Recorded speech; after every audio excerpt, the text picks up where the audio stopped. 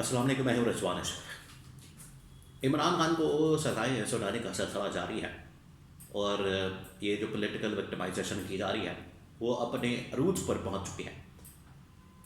हफ्ते वाले दिन कल आपको बताया कि इमरान खान को सज़ा सुनाई गई और इमरान खान को बुशरा बीबी को तोशाखाना पार्ट 2 के अंदर, यानी तोशाखाना पार्ट 1 ही केस नहीं चला, वो नहीं बना, वो नहीं टिका, उसके अंदर इतनी जान नहीं थी, उसके अंदर इतनी बुनियाद नहीं थी, उसके अंदर इतनी ताकत नहीं थी कि इन्होंने पकड़ के तोशाखाना पार्ट 2 बना दिया। अब ये पार्ट 2 के अंदर 17 साल की सज़ा सुना दी। आप का अंदाज 24 साल, तो 10 साल और डाल लेते हैं, 15 साल और डाल लेते हैं, 100 साल और डाल लें, 17 की बजाय 117 कर देते, तब भी इमरान खान को कोई फ़र्क नहीं पड़ने वाला। इनको इतनी समझ नहीं आ रही, आप ज़रा इमेजिन करें, इनको इतनी समझ नहीं आ रही कि ये करने के बाद आप इमरान खान की पॉपुलैरिटी में इजाफा कर रहे हैं। इमरान खान लोगों में ज़्यादा मकबूल हो रहा है। जिस दिन इनको ये समझ आ जाएगी फिर चीज़ें स्मूथ हो जाएंगी। बहरहाल इन्होंने ये सज़ा सुना दी है। दूसरी जानब APC all parties conference, PTI की, पीपल्स पार्टी की, बाकी अपोजिशन जमातों की, उसका क्या बनेगा? कल भी दोपहर में, आज भी शाम में, कल और आज भी सेकंड डे, आज क्या निकल सकता है इसमें से? क्या बातें हुई, क्या तकरीरें हुई, इसके वाले से बड़ी अहम तरीन मालूमात मेरे पास मौजूद है।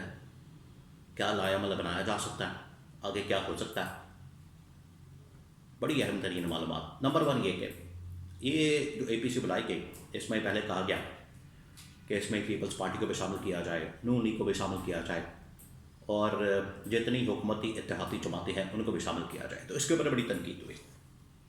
पहले तो आप ये नुकता समझें, यानी वही सियासी जमातें, वही पॉलिटिकल लीडर्स, वही लोग जिन्होंने कि ये सारा जुल्म, जबर, फैस्तायत, यजीदियत, मलूकियत कायम की है, उनको ही आप अपने साथ बैठा लेंगे तो आप क्या मैसेज देंगे? आप ज़रा 2 मिनट के लिए सोचें। अगर आप उनको ही साथ में बैठा लेंगे, उनको साथ मिला लेंगे, उनके साथ ही बैठ जाएंगे, तो इससे क्या पैगाम जाएगा? ये इसी किस्म का पैगाम देखें। पिछले कुछ दिनों में, चंद दिन पहले, जब एक सेमिनार का कॉन्फ्रेंस का एहतमाम किया गया एस्टैब्लिशमेंट की जानिब से, वहाँ पर ये सियासतदान, ब्यूरोक्रेट्स और उसमें और बिजनेसमैन, इस तरह के बड़े लोग जाते हैं इस्टेब्लिशमेंट की उस कॉन्फ्रेंस के अंदर, सेमिनार के अंदर। PTI के लोग भी शामिल थे, MP, MNA, पार्लियामेंटेरियंस। तो उस वक्त एतराज़ ये किया गया, इमरान खान की जानिब से PTI ने एतराज़ ये किया कि अगर आपने जाके उनके साथ ही बैठना है, मुलाकातें करनी है, सेमिनार अटेंड करने हैं, खाने खाने हैं, उनके साथ ही गप्पे मारनी है, जो आपके ऊपर जुल्म और जबर करने वाले हैं, तो फिर फ़ायदा क्या इतनी स्ट्रगल का, इतनी एफर्ट का, इतनी जद्दोजहद का? फिर या तो आप इमरान खान के प्लेटफॉर्म से अलग हो जाएं, या फिर आप जद्दोजहद करें तो सही मानस से करें, पता चले।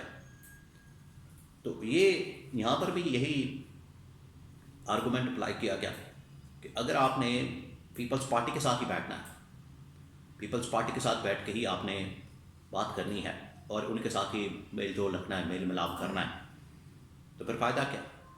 तो फिर ये फैसला किया गया कि पीपल्स पार्टी को आउट किया जाए और पीपल्स पार्टी को दिया गया दावतनामा वापस लिया जाए या उनको भेजा ही ना जाए।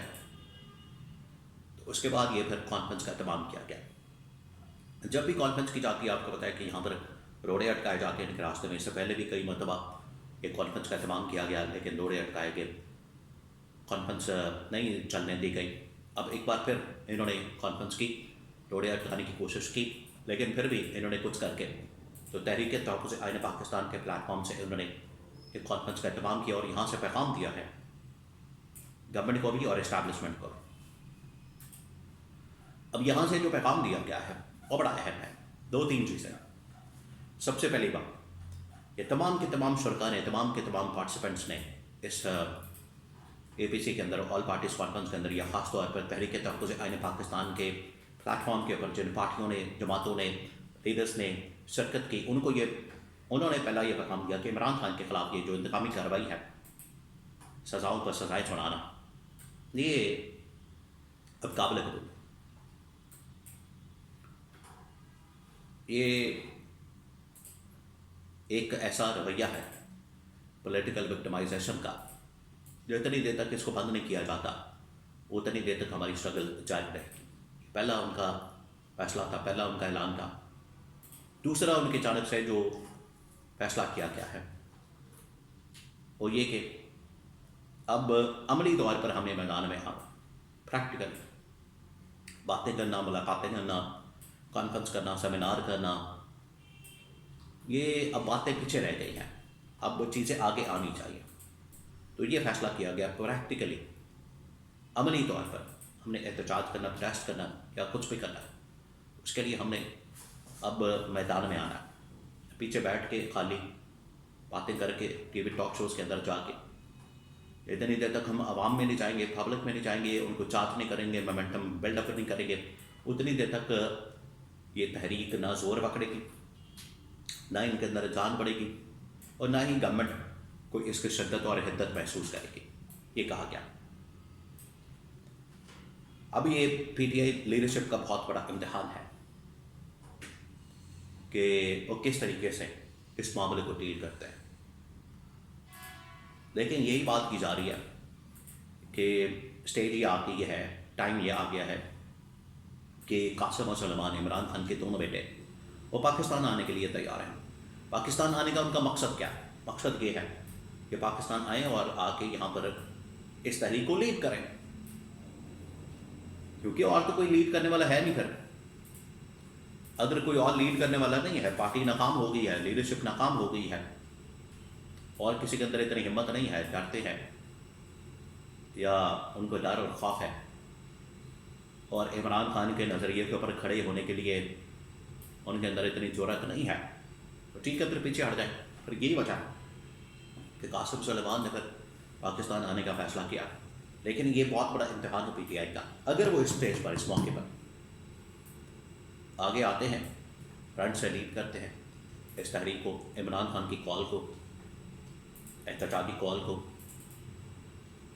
और यही वो हरबा है, यही वो तरीका है, यही वो काम है जिसके ज़रिए से गवर्नमेंट को प्रेशर महसूस होगा, गवर्नमेंट के ऊपर प्रेशर आएगा।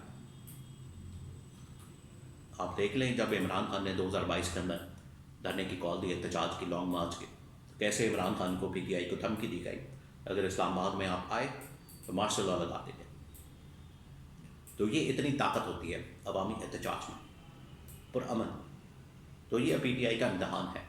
एपीसी करवा लें, कुछ भी करवा लें, लेकिन अमली तौर पर करने के लिए मैदान में आना पड़ेगा और ये सबसे बड़ा इम्तिहान है।